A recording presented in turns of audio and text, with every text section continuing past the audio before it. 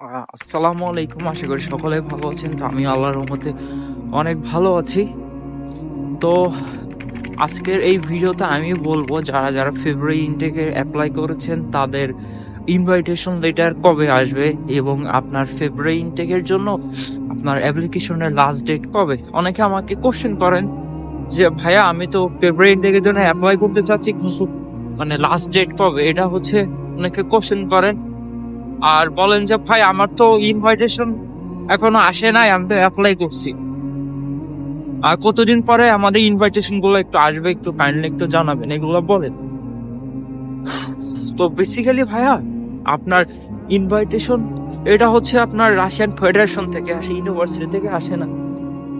University থেকে আপনার যখন আপনার ইনভাইটেশন যখন আসবে ইউনিভার্সিটি থেকে আপনার অফার লেটার, ইনভাইটেশন এগুলো দিয়ে দেবে। এগুলো নিয়ে আপনি চিন্তা করার কোনো দরকার নেই।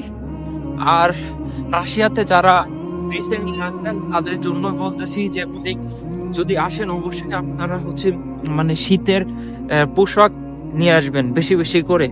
কারণ অবস্থা দেখেন রাশিয়ার এখন কি অবস্থা, খুবই মনে করেন যে করুণ অবস্থা, অনেক ঠান্ডা এখন। যারা যারা আসবেন অবশ্যই কিন্তু আপনারা শীতের পোশাকটা একটু নিয়ে আসবেন। কারণ মস্কোতে যখন আপনি নামবেন তখন অনেক অনেক ঠান্ডা, বাংলাদেশের তুলনায় মনে করেন যে অনেক ঠান্ডা। আর আপনারা টেনশন করবেন না, যারা আমার মাধ্যমে অ্যাপ্লাই করেছেন তারা অবশ্যই ইনভাইটেশন লেটার পাবেন। আর আরেকটা নিউজ সেটা আমি বলে দিই আপনাদেরকে, সেটা হচ্ছে যে অনেকে ভাবতেছেন যে ভাই আমি হচ্ছে জানুয়ারিতে অ্যাপ্লাই করব ফেব্রুয়ারি ইনটেকের জন্য। তো তাদের উদ্দেশ্যে বলি ভাইয়া, জানুয়ারিতে আপনার জানুয়ারির আগে আপনার অ্যাডমিশন ক্লোজ হয়ে যাবে, তখন আর মানে অ্যাপ্লাই করতে পারবেন না। এর কারণ কি জানেন? এখন হচ্ছে ডিসেম্বর মাস, রাশিয়াতে আপনার ওদের ক্রিসমাস ডে, তারপরে হচ্ছে আপনার হ্যাপি নিউ ইয়ার, এগুলো মনে করেন যে 20 তারিখের পরে সব ক্লোজ হয়ে যাবে। তখন মনে করেন যে ওদের ছুটি থাকবে, তখন আপনি হাজার চেষ্টা করলেও আর অ্যাপ্লাই করতে পারবেন না। তো যারা যারা অ্যাপ্লাই করতে চান অবশ্যই 20 তারিখের আগে ফাইল দেওয়ার জন্য, টান শেষ হয়ে যাইতেছে, তারা অবশ্যই ফাইল দিবেন। আর কারা নক করবেন? যাদের মনে করেন যে ফাইল রেডি আছে আপনার, যারা ব্যাচেলরের জন্য আসবেন তাদের হচ্ছে আপনার ইন্টার সার্টিফিকেট, এসএসসি সার্টিফিকেট, এগুলো পাসপোর্ট এগুলো রেডি আছে, তারা মনে করেন যে আমাকে নক দিবেন। না হলে হুদাই ভাই আপনার সাথে আমার কথা বলে টাইম ওয়েস্ট করার কোনো দরকার নাই। কারণ এখানে একটা সময়ের দাম আছে, বুঝছেন। আর ভাবেন যে ভাই কথা বলার আগে অবশ্যই আপনার এই জিনিসটা একটু মানে ভেবে রাখবেন যে আপনার কি মস্কোতে অ্যাপ্লাই করবেন নাকি মস্কোর বাইরেতে অ্যাপ্লাই করবেন। যারা মস্কোতে অ্যাপ্লাই করবেন তাদের হচ্ছে 50% টিউশন ফি আগে দেওয়া লাগবে। আর যারা মনে করেন যে না মস্কোর বাইরে অ্যাপ্লাই করবেন, সেক্ষেত্রে তাদের টিউশন ফি রাশিয়াতে এসে দেওয়া লাগবে।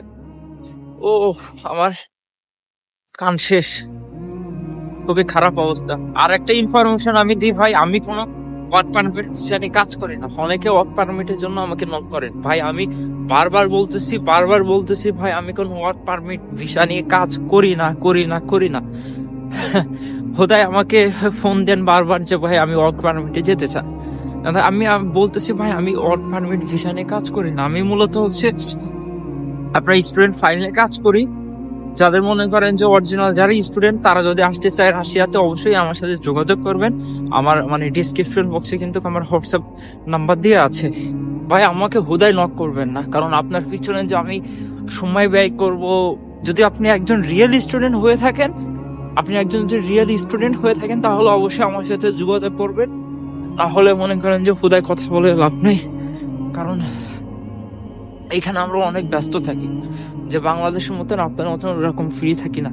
ইউনিভার্সিটি শেষ করে এসে রান্না করতে হয়, রান্না করার পরে খাইতে হয়, খাওয়ার পরে কাজে যাইতে হয়। সো এইটুকুর ভিতরে মনে করেন যে আপনার সাথে আমি যে কমিউনিকেশন করব, এটা কিন্তু অনেক অনেক দামি একটা সময় আপনার পিছনে ব্যয় করব। আর আমি ভাই কোনো ওয়ার্ক পারমিট ভিসা নিয়ে কাজ করি না, আমি বারবার বলতেছি। আপনারা যদি অ্যাপ্লাই করতে চান অবশ্যই ওই স্টুডেন্ট ফাইল নিয়ে কাজ করবেন আমার সাথে। স্টুডেন্ট যারা তারা আমাকে নক করবেন, কোনো ওয়ার্ক পারমিট ভিসা নিয়ে কাজ করি না। অনেকে নক করেন যে ভাই আমি ওয়ার্ক পারমিটে যেতে চাই, তো তাদের উদ্দেশ্য বলে ভাই আমি কোনো ওয়ার্ক পারমিট ভিসা নিয়ে কাজ করি না, আমি মূলত স্টুডেন্ট ফাইল নিয়ে কাজ করি।